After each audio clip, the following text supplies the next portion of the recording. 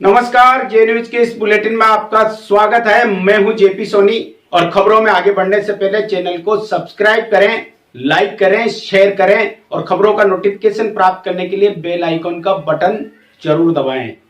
आज दिन भर की तमाम खबरें देखने से पहले देखते हैं हेडलाइंस। केकड़ी में 14 साल का बच्चा निकला कोरोना पॉजिटिव। मुंबई से आए मां व बेटी के बाद 14 साल का बच्चा भी निकला पॉजिटिव। चिकित्सा विभाग ने क्वारंटाइन सेंटर से अजमेर के जेएलएन अस्पताल किया रवाना।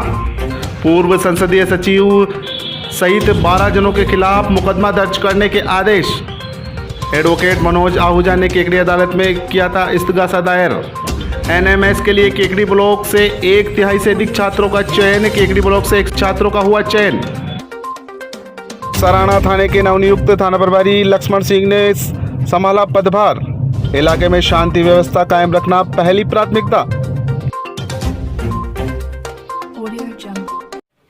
और अब बढ़ते हैं आज की खबरों की ओर। केकड़ी शहर में बाहर से आ रहे प्रवासियों से खतरा लगातार बढ़ता जा रहा है। गुरुवार को भी केकड़ी में बाहर से आए एक बच्चे की रिपोर्ट पॉजिटिव आने से हड़कंप मच गया। मुंबई से आई मां बेटी के पॉजिटिव आने के बाद गुरुवार को पॉजिटिव आई मां का पुत्र भी पॉजिटिव आ गया। 14 वर्षीय बच्चे की रिपोर्ट पॉजिटिव आने से चिकित्सा विभाग में हड़कंप मच गया। राजकीय चिकित्सालय के पीएमओ डॉक्टर गणपत राजपुरी ने बताया कि मुंबई से आई मां व बेटी के पॉजिटिव आने के बाद उनके परिजनों के भी सैंपल लिए गए हैं। सैंपल में मां के बेटे व बहन के भाई 14 वर्षीय की रिपोर्ट पॉजिटिव आने से हड़कंप मच गया। पुरी ने बताया कि वैसे केकड़ी शहर के लिए चिंता की बात नहीं है, क्योंकि ये पॉजिटिव आए पूरे परिवार के सदस्य सीधे मुंबई से आने के बाद राजकीय चिकित्सालय केकड़ी में भर्ती हुए हैं। पॉजिटिव आए सदस्यों में किसी से भी कॉन्टैक्ट हिस्ट्री नहीं पाई गई है। इसी के चलते शहर के लिए चिंता की खबर नहीं है। राजकीय चिकित्सालय के पीएमओ डॉक्टर गणपत राजपुरी ने बताया कि गुरुवार को आए सैंपल में एक रिपोर्ट पॉजिटिव आई है। उन्होंने बताया कि शहर के लिए चिंता की कोई बात नहीं, क्योंकि जो पॉजिटिव आई है वह मुंबई से सीधे अस्पताल आइसोलेट हुए हैं, जिससे पॉजिटिव आए व्यक्तियों के किसी से भी संपर्क की हिस्ट्री नहीं है। फिलहाल चिकित्सा विभाग ने एहतियात के तौर पर पड़ोसी व अन्य लोगों के सैंपल भी लिए हैं। चिकित्सा विभाग के पीएमओ डॉक्टर गणपत राजपुरी ने जानकारी देते हुए बताया कि 14 साल के बच्चे की रिपोर्ट पूर्व में नेगेटिव आई थी, लेकिन गुरुवार को बच्चे की रिपोर्ट पॉजिटिव आई है। 14 साल के बच्चे का चिकित्सा विभाग ने फिर से दूसरी बार सैंपल लिया था, जिससे इसकी रिपोर्ट पॉजिटिव आई।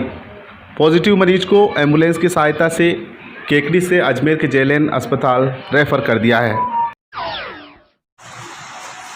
जो 29 तारीख को 11 फैमिली मेंबर अपने बॉम्बे से आए थे अजमेर से जो गाड़ी से आए थे, हमने सीधे उसको हॉस्पिटल क्वारंटाइन कर दिया था। हॉस्पिटल सैंपल लेने के बाद उस समय एक मदर 40 ईयर की और उसकी टोटल जो है 22 ईयर की जो पॉजिटिव आई थी, उनको हमने कोविड सेंटर में रेफर कर दिया था। उन्हीं का एक छोटा बच्चा जो है 14 साल का, जिसकी फर्स्ट रिपोर्ट 29 तारीख को नेगेटिव आई थी और सेकेंड रिपोर्ट आज हमारे को मिली, वो पॉजिटिव है। तो हम इनको अभी कोविड केयर सेंटर में शिफ्ट कर रहे हैं।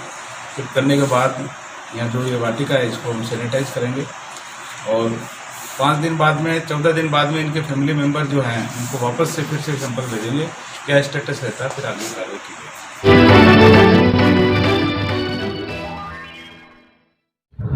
आपराधिक षड्यंत्र रचने व झूठा मुकदमा दर्ज कराने की धमकी को लेकर केकड़ी न्यायालय ने पूर्व संसदीय सचिव ब्रह्मदेव कुमावत सहित 12 लोगों के खिलाफ मुकदमा दर्ज करने के आदेश दिए हैं। एडवोकेट मनोज आहूजा ने बताया कि 12 आरोपियों के खिलाफ मृत्यु या आजीवन कारावास से दंडनीय अपराध के दुष्प्रदर्शन करने एवं अपराध का अभियोग लगाने की धमकी देने के आरोप में केकड़ी की अदालत में इस्तगासा पेश किया गया है, जिस पर न्यायालय ने मुकदमा दर्ज करने के आदेश दिए हैं। एडवोकेट डॉक्टर मनोज आहूजा ने बताया कि 6 मई को बांदरवाड़ा के पत्रकार अशोक ठाकुर के साथ स्थानीय युवक ने मारपीट की थी, जिसकी रिपोर्ट दर्ज करवाने व आरोपियों को गिरफ्तार करने का ज्ञापन देने पर आरोपियों ने उनके पिताजी व परिवार के सदस्यों को जान से मारने व आपराधिक कृत्य करने की धमकी दी थी, जिसकी रिपोर्ट करने पर आरोपियों व उनके परिजनों को पाबंद भी किया गया था। अच्छा बताइए क्या मामला है? 6 मई को हमारे बांदरवाला गांव के पत्रकार दैनिक नवज्योति के जो पत्रकार हैं उनके साथ 2 लोगों ने उनको ऑफिस में घुस करके मारपीट की थी। चूँकि मैं भी पत्रकार हूं और मेरे साथी थे, मैंने उनकी पैरवी करने के लिए, जैसे ही मैं उनकी पैरवी करने लगा, वहाँ के जो लोग हैं जिन लोगों ने इनके ऊपर आक्रमण किया था, वो लोग बाहुबली और राजनीतिक रूप से काफ़ी प्रभावशाली हैं। उन्होंने पहले मेरे पिताजी को धमकाया कि इसको समझा ले, भैया पैरवी नहीं करे, नहीं तो उसके हाथ पैर तोड़ देंगे। और जब इसकी मैंने थाने में रिपोर्ट दी, उस पर जांच होकर के उनके खिलाफ 8 जनों को पाबंद किया गया।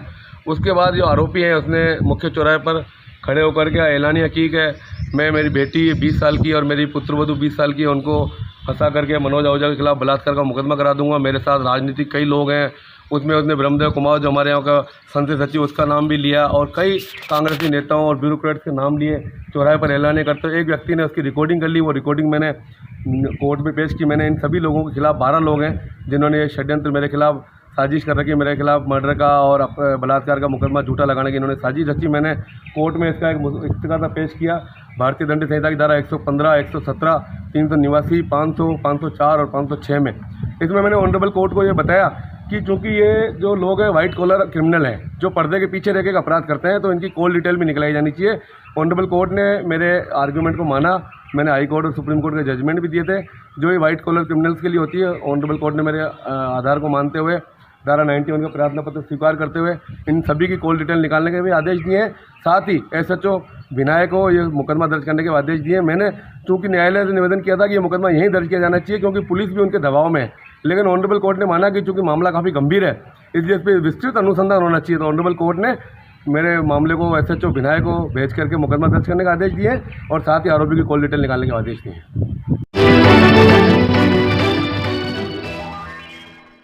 मानव संसाधन विकास मंत्रालय भारत सरकार की ओर से आयोजित NMMS 2020 राष्ट्रीय मेंस कम मेरिट स्कॉलरशिप परीक्षा 2020 के लिए केकड़ी ब्लॉक के रिकॉर्ड कुल 57 छात्र छात्राओं का चयन मेरिट के आधार पर हुआ है।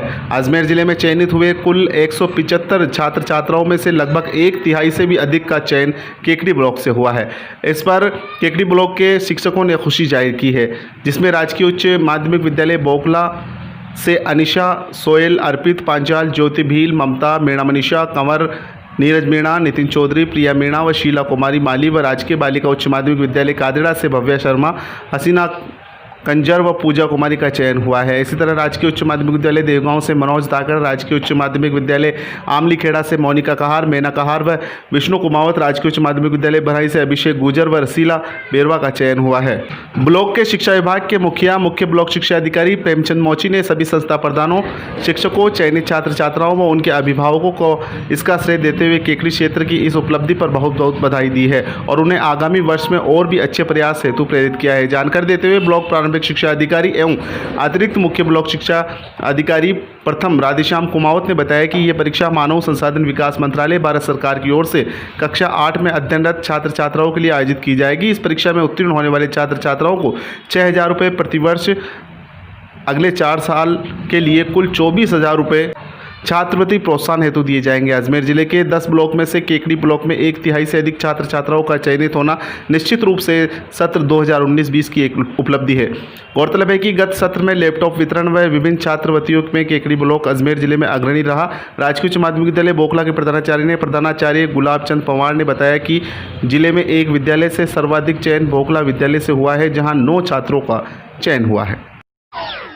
National means cum scholarship scheme के तहत केकड़ी ब्लॉक शिक्षा विभाग में अजमेर ज़िले में कुल 175 छात्रवृत्ति जो सीटें हैं उसमें से 57 केकड़ी ब्लॉक को मिली है, जिसमें से बोगला को 9 बच्चियों का चयन हुआ है, खवास से 8 बच्चों का चयन हुआ। उसके लिए पूरे ब्लॉक के शिक्षा जगत को बहुत बहुत बधाई और शुभकामनाएं। जिन बच्चों का इस स्कॉलरशिप स्कीम के तहत चयन हुआ है उनको और उनके संस्था प्रधान और उनके सभी शिक्षकों को केकड़ी ब्लॉक शिक्षा अधिकारी होने के नाते मैं उन सभी की बहुत बहुत बधाई और धन्यवाद देना चाहता हूं, जिन्होंने अजमेर ज़िले में केकड़ी ब्लॉक का नाम रोशन किया है।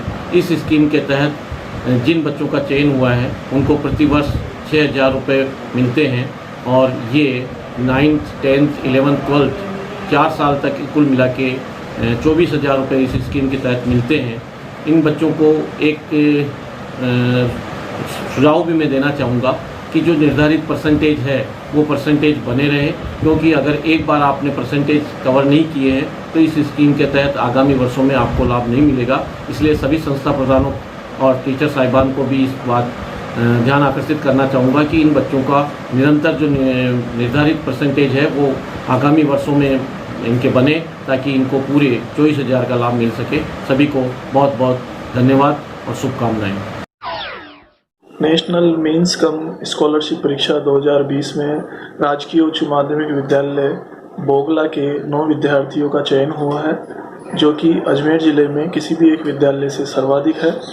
इस उपलब्धि के लिए मैं सभी चयनित विद्यार्थियों, अभिभावकों, विद्यालय SDMC, SMC के सदस्यों एवं विद्यालय परिवार के मेरे सभी साथी शिक्षकों को हार्दिक बधाई देता हूं। धन्यवाद।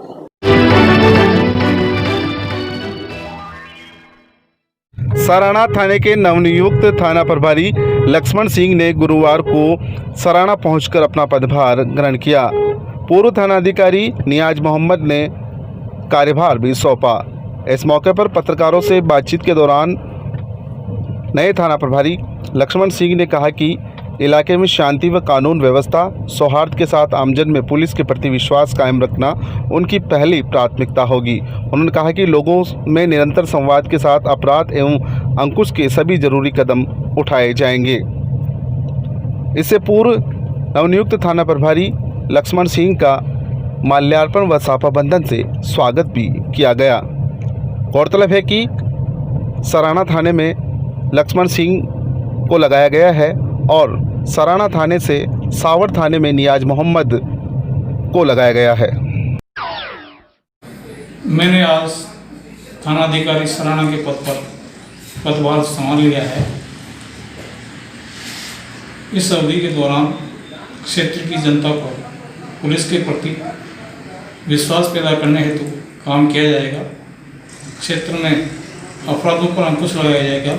साथ ही साथ पुलिस मुख्यालय राजस्थान जयपुर द्वारा प्रकाशित प्राथमिकताएं 2020 पर भी काम किया जाएगा।